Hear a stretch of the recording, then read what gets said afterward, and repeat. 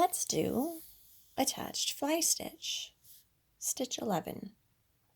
So this first stitch is questionable whether we should have that there or not.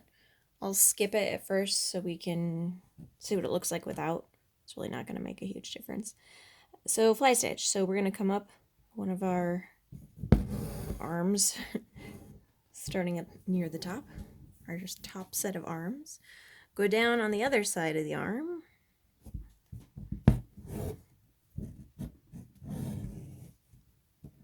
Come up where the arms are going to meet on our main guideline, our main vine, and pull. And then we are going to go down right here, the base of our next stitch, and we repeat. Up on one arm, down the other side of it, and that can be, I mean, you can come up on the right and go down on the left, up on the left, down on the right, doesn't matter. And then what I'm going to do is I'm going to come up through this same hole here, because I don't want a gap between stitches, because it's called attached fly stitch. You can see I pulled a little bit of floss, there we go.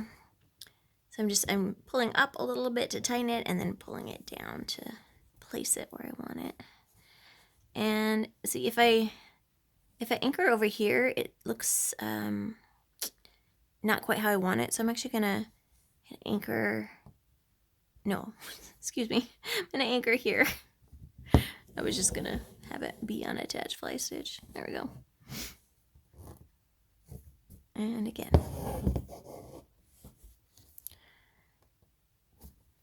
Sometimes when we do fly stitch, we don't have that long anchor, right? We just kind of come right down on the other side and just tack it down, right? But if we do that, then who's going to be making the stem?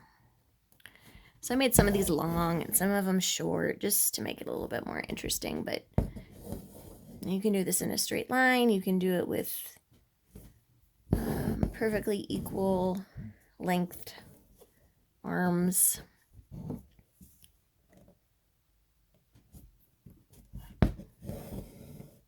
My guidelines that I drew for myself got a little messy here. So it's just another way, almost like a fern stitch is what it ends up looking like.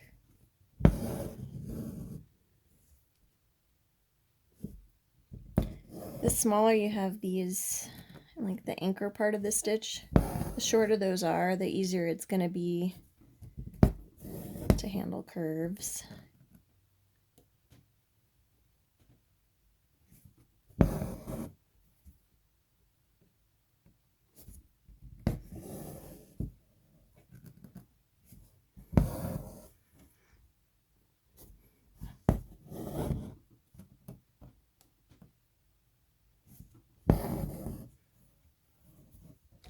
This is quite a tight curve I did here. Let's see if it works.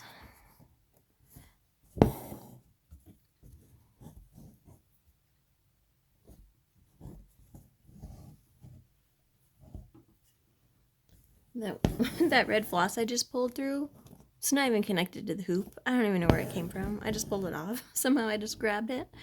Alright, so to finish, you can have it be a long stitch. You can have it just be an anchored stitch, short, which I'm going to do.